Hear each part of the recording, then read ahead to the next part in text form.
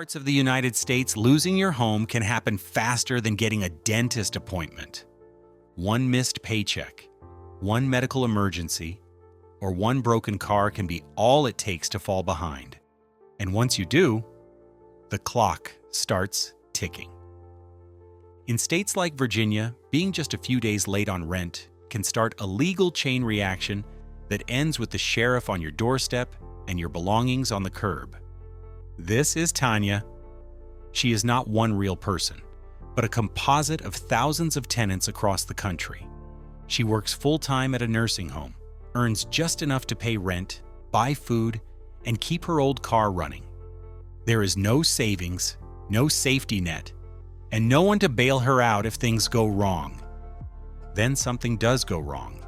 Her son gets sick and needs medicine. The car that takes her to work every day breaks down. She can either fix it and keep her job or pay the full rent on time. Tanya chooses the car. She is now late on her rent by a few $100s. She thinks she has time to catch up. But in her state, the law does not wait. In many American states, the process is brutally simple. Rent is due on the first of the month. After just a few days of non-payment, the landlord can issue a formal notice demanding the full amount. If the tenant cannot pay in full, the case can be filed in court. This is called an unlawful detainer or eviction action. On paper, it looks like a fair process. In reality, it is a fast conveyor belt. Paperwork is standardized. Court dates are scheduled in batches. Some judges see dozens of eviction cases in a single session, each lasting only a few minutes. On the day of her hearing, Tanya takes time off work. She sits in a crowded courtroom filled with other tenants. Many are scared. Some do not fully understand the legal language on the papers they received. Most do not have a lawyer. Across the aisle, her landlord has an attorney who handles hundreds of cases like this every year. When her case is called, the entire hearing may last less than 2 minutes. The judge confirms that she is behind on rent. He asks if the amount is correct. She tries to explain about her son and the car and her intention to pay. But the law is not about intention. It is about the contract. A judgment for possession is entered against her. The eviction machine moves to its next stage. After court, a date is set for physical eviction. In some cities, this can be only days away. On that day, a sheriff or marshal arrives at the property. If the tenant is still inside, they are told to leave immediately. Furniture and belongings may be placed on the sidewalk or in storage at the tenant's expense. For Tanya, this is the moment the home she struggled to maintain becomes just another empty unit. Neighbors close their doors. Children watch from windows. What began as one late rent payment has ended with a family standing outside with nowhere to go. America's eviction system does not ask what happens next. For families like Tanya's, the options are limited. Some crowd into relatives' apartments, sleeping on couches and floors. Others move into budget motels, paying by the week at prices that can exceed a normal rent. Many end up in their cars, parking overnight in lots that quietly serve as shelters for the working poor. Children do homework on motel beds.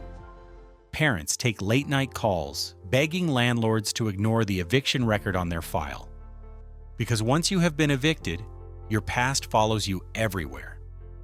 In many states, eviction filings are part of a public court database. Landlords and screening companies can look up anyone with a few clicks. A single eviction judgment, even for a small amount of money, can mark a tenant as risky for years. Applications are quietly denied. Calls are never returned. This creates a hidden blacklist. It is not printed on any official government letterhead, but for tens of thousands of people, it may as well be tattooed to their name. The result is a shadow population living in motels, in cars, and in overcrowded homes, even while they continue to work. How did a rich country build such a harsh system? Landlords argue that fast evictions are necessary. They say that delays encourage non-payment, make it harder to remove dangerous tenants, and can bankrupt small property owners. In some cities, lobby groups have successfully pushed for laws that favor speed and efficiency over mediation. State legislatures have rewritten housing codes over decades, gradually tilting the balance of power. The result is a process optimized not for keeping people housed, but for clearing units quickly. Courts are under pressure to move cases along. Sheriffs are required to carry out orders, not question them.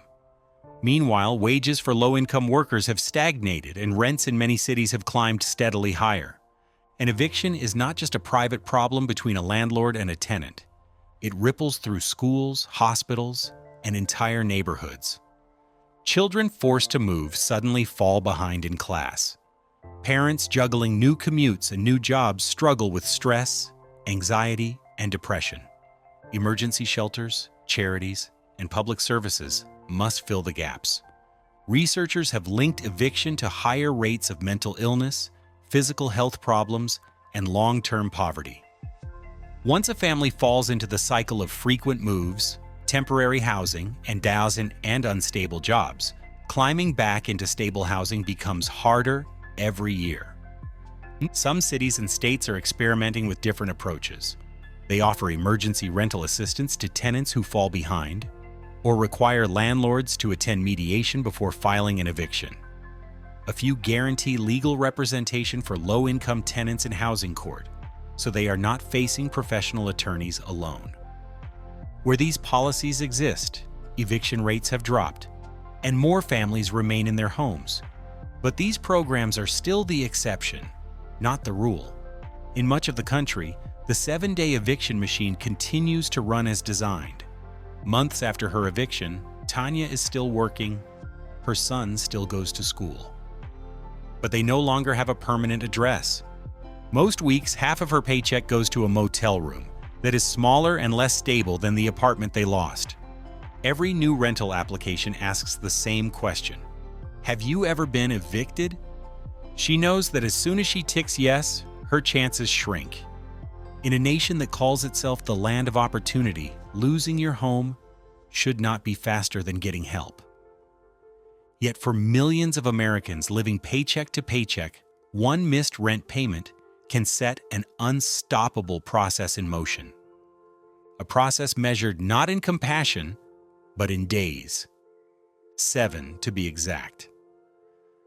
Until the knock comes at the door, and the place they called home becomes just another vacancy, fade out.